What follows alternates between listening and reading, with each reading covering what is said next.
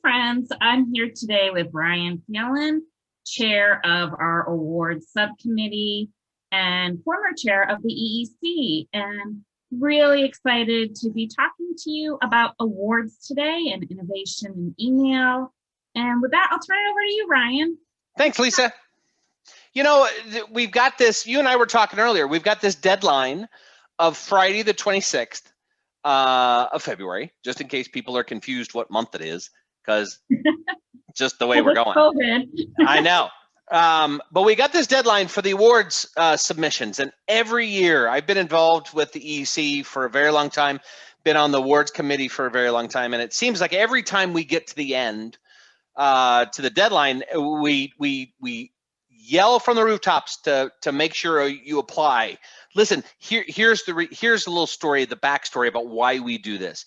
2020 was a hard year for anybody. I think it honestly, and I've written about this, if you survived 2020, you should be able to put that on your LinkedIn profile as like a badge of honor that you survived, right? That you were a marketer in the greatest experience of our careers, right? Put on your resume.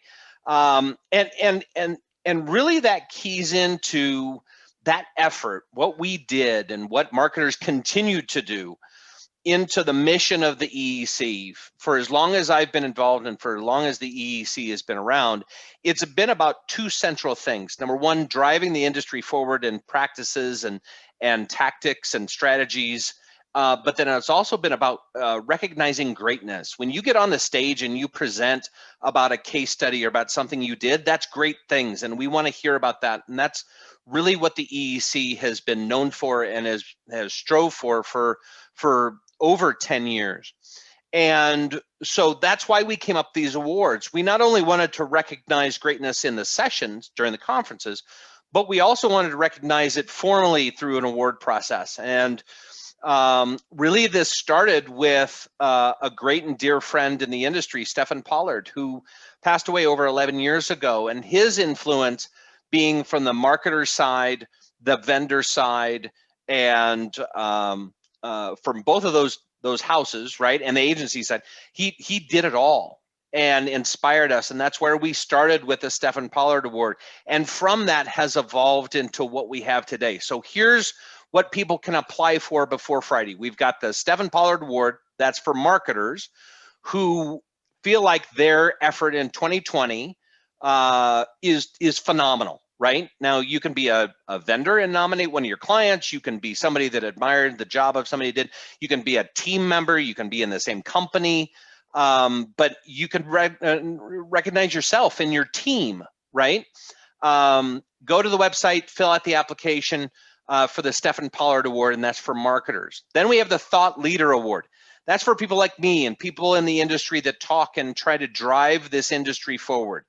The people that have been around for a very long time and whose goal overall is to lift all boats, is to help the industry succeed. So there's various questions around what makes a great thought leader, but if you have somebody that you look up to, that you learned a lot from this year, that you want to recognize, that's where you recognize somebody on the vendor side that really is a thought leader.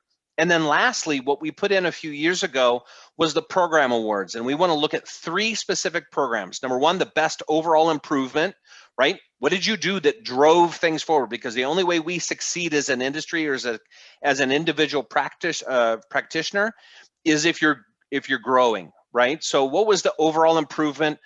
The second is the cross-channel award. So how did you best use email in a cross-channel way with other departments? How did you not just adapt it, but how did you really make email shine within the effort?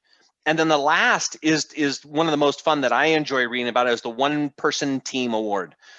There are a lot of them around, and we want to make sure that they are called out for the great work they do, lifting all the things that they have to do on a daily basis as a sole owner of email.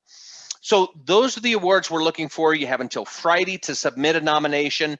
Be as descriptive as you can, but really this is the point in time where we want to collect all the greatness in this industry and then recognize it at the annual EEC show coming up in May. So if you've got time, take a half hour, take 15 minutes, take whatever time you need, and make sure you recognize somebody you know in the industry. It's really important, not only for them, but it is important for this industry.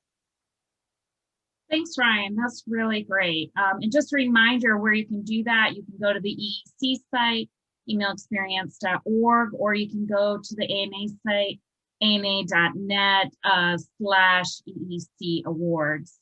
And we'll be looking for it. Remember, just as Ryan said, you can't win if you don't enter. So submit. All right. Thanks, everybody.